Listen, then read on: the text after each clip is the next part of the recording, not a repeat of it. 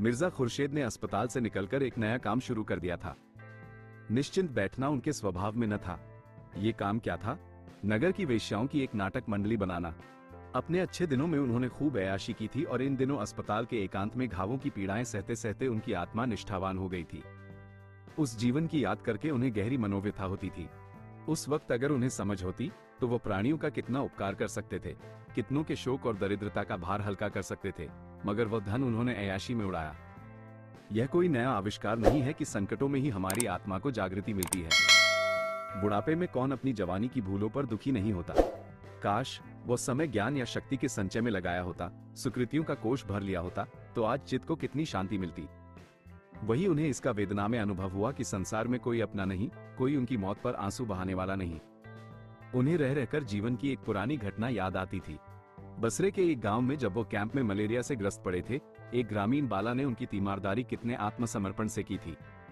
अच्छे हो जाने पर जब उन्होंने रुपए और आभूषणों से उसके एहसानों का बदला देना चाहा था, तो उसने किस तरह आंखों में आंसू भरकर सिर नीचा कर लिया था और उन उपहारों को लेने से इनकार कर दिया था। इन नर्सों की शुश्रूषा में नियम है, व्यवस्था है, सच्चाई है, मगर वो प्रेम कहाँ, वो तन्मयता कहाँ जो उस बाला की अभ्यासहीन अलहड़ सेवाओं में थी। वो अनुराग मूर्ति कब की उनके दिल से मिट चुकी थी। वो उससे फिर आने का वादा करके कभी उसके पास न गए। विलास के उन्माद में कभी उसकी याद ही न आई भी तो उसमें केवल दया थी, प्रेम न था। मालूम नहीं उस बाला पर क्या गुजरी, मगर आजकल उसकी वो आतुर, नम्र, शांत, सरल मुद्रा बराबर उनकी आंखों के सामने फिरा करती थी। काश उससे विवाह कर लिया होता, आज जीवन में कितना रस होता। और उसके प्रति अन्याय के दुख ने उस संपूर्ण वर्ग को उनकी सेवा और सहानुभूति का पात्र बना दिया। जब तक नदी बाढ़ पर थी, उसके गंदले, तेज, फेनिल प्रवाह में प्रकाश की किरणें बिखर कर रह जाती थी। अब प्रवाह स्थिर और शांत हो गया था और रश्मियां उसकी तह तक पहुंच रही थी। मिर्जा साहब बसंत की इस शीतल संध्या में अपने झोंपड़े के बरामदे में दो वारांगनाओं के साथ बैठे कुछ बातचीत कर रहे थे कि मिस्टर मेहता पहुंचे। मिर्जा ने बड़े तपाक से हाथ मिलाया और बोले, मैं तो आपकी खातिरदारी का सामान लिए आपकी राह देख रहा हूं। दोनों सुंदरियां मुस्कुराईं। मेहता कट गए। मिर्जा ने दोनों औरतों को वहां से चले जाने का संकेत किया और मेहता को मसनद पर बैठाते हुए बोले, मैं तो खुद आपके पास आने वाला था। मुझे ऐसा मालूम हो रहा है कि मैं जो काम करने जा रहा हूं वह आपकी मदद के बगैर पूरा न होगा। आप सिर्फ मेरी पीठ पर हाथ रख दीजिए और ललकारते जाइए, हाँ मिर्जा, बड़े चलपट्टे। मेहता ने हंसकर कहा, आप जिस काम में हाथ लगाएंगे उसमें हम जैसे किताबी कीड़ों की मदद की जरूरत न होगी। आपकी उम्र मुझसे ज्यादा है, दुनिया भी आपने खूब देखी है, और छोटे से छोटे आदमियों पर अपना असर डाल सकने की जो शक्ति आप में है वो मुझ में होती तो मैंने खुदा जाने क्या किया होता। मिर्जा साहब ने थोड़े से शब्दों में अपनी नई स्कीम उनसे बयान की। उनकी धारणा थी कि रूप के बाजार में वही स्त्रियां आती हैं जिन्हें या तो अपने घर में किसी कारण से सम्मानपूर्ण आश्रय नहीं मिलता, या जो आर्थिक कष्टों से मजबूर हो जाती हैं, और अगर ये दोनों प्रश्न हल कर दिए जाएं तो बहुत कम औरतें इस भांति पतित हों। मेहता ने अन्य विचारवान सज्जनों की भांति इस प्रश्न पर काफी विचार किया था और उनका ख्याल था कि मुख्यतः मन के संस्कार और भोग लालसा ही औरतों को इस ओर खींचती है। इसी बात पर दोनों मित्रों में बहस छिड़ गई। दोनों अपने अपने पक्ष पर अड़ गए।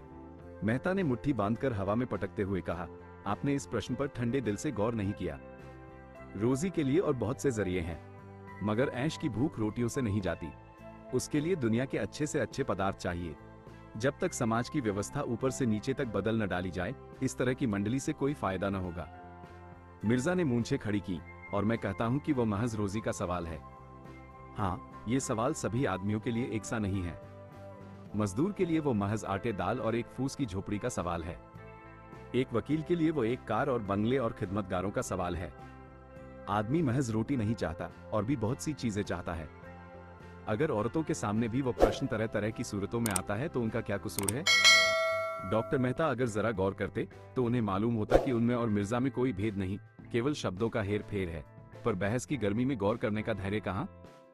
गर्म होकर बोले, मुआफ कीजिए मिर्जा साहब, जब तक दुनिया में दौलत वाले रहेंगे वेश्याएं भी रहेंगी। मंडली अगर सफल भी हो जाए, हालांकि मुझे उसमें बहुत संदेह है, तो आप 10-5 औरतों से ज्यादा उसमें कभी न ले सकेंगे, और वह भी थोड़े दिनों के लिए। सभी औरतों में नाट्य करने की शक्ति नहीं होती, उसी तरह जैसे सभी आदमी कवि नहीं हो सकते। और यह भी मान ले कि वेश्याएं आपकी मंडली में स्थायी रूप से टिक जाएंगी, तो भी बाजार में उनकी जगह खाली न रहेगी। जड़ पर जब तक कुल्हाड़े न चलेंगे, पत्तियां तोड़ने से कोई नतीजा नहीं। दौलत वालों में कभी कभी ऐसे लोग निकल आते हैं जो सब कुछ त्याग कर खुदा की याद में जा बैठते हैं, मगर दौलत का राज्य बदस्तूर कायम है। उसमें जरा भी कमजोरी नहीं आने पाई। मिर्जा को मेहता की हठधर्मी पर दुख हुआ। इतना पढ़ा लिखा विचारवान आदमी इस तरह की बातें करे, समाज की व्यवस्था क्या आसानी से बदल जाएगी? वो तो सदियों का मुआमला है, तब तक क्या यह अनर्थ होने दिया जाए? उसकी रोकथाम न की जाए, इन अबलाओं को मर्दों की लिप्सा का शिकार होने दिया जाए? क्यों न शेर को पिंजरे में बंद कर दिया जाए कि वो दांत और नाखून होते हुए भी किसी को हानि न पहुंचा सके? क्यों उस वक्त तक चुपचाप बैठा रहा जाए जब तक शेर अहिंसा का व्रत न ले ले? दौलत वाले और जिस तरह चाहें अपनी दौलत उड़ाएं, मिर्जाजी को गम नहीं। शराब में डूब जाएं, कारों की माला गले में डाल लें, किले बनवाएं, धर्मशालाएं और मस्जिदें खड़ी करें, उन्हें कोई परवाह नहीं। अबलाओं की जिंदगी न खराब करें, यह मिर्जाजी नहीं देख सकते। वो रूप के बाजार को ऐसा खाली कर देंगे कि दौलत वालों की अशफियों पर कोई थूकने वाला भी न मिले। क्या जिन दिनों शराब की दुकानों की पिकेटिंग होती थी, अच्छे अच्छे शराबी पानी पी पीकर दिल की आग नहीं बुझाते थे? मेहता ने मिर्जा की बेवकूफी पर हंसकर कहा, आपको मालूम होना चाहिए कि दुनिया में ऐसे मुल्क भी हैं जहां वेश्याएं नहीं हैं, मगर अमीरों की दौलत वहां भी दिलचस्पियों के सामान पैदा कर लेती है। मिर्जाजी भी मेहता की जड़ता पर हंसे। जानता हूं मेहरबान, जानता हूं। आपकी दुआ से दुनिया देख चुका हूं, मगर यह हिंदुस्तान है, यूरोप नहीं है। इंसान का स्वभाव सारी दुनिया में एक सा है, मगर यह भी मालूम रहे कि हर एक कौम में एक ऐसी चीज होती है जिसे उसकी आत्मा कह सकते हैं। असमत, सतीत्व हिंदुस्तानी तहजीब की आत्मा है। अपने मुंह मियां मिट्ठू बन लीजिए।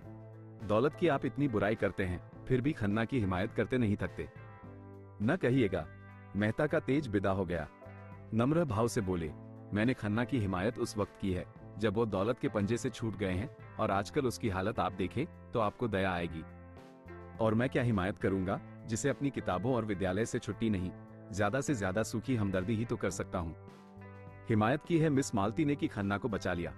इंसान के दिल की गहराइयों में त्याग और कुर्बानी की कितनी ताकत छिपी होती है, इसका मुझे अब तक तजर्बा न हुआ था। आप भी एक दिन खन्ना से मिलाइए, फूला न समाइएगा। इस वक्त उसे जिस चीज की सबसे ज्यादा जरूरत है वो हमदर्दी है। मिर्जा ने जैसे अपनी इच्छा के विरुद्ध कहा, आप कहते हैं तो जाऊंगा। आपके साथ जहन्नुम में जाने में भी मुझे उज्र नहीं, मगर मिस मालती से तो आपकी शादी होने वाली थी। बड़ी गर्म खबर थी। मेहता ने झेपते हुए कहा, तपस्या कर रहा हूं, देखिए कब वरदान मिले।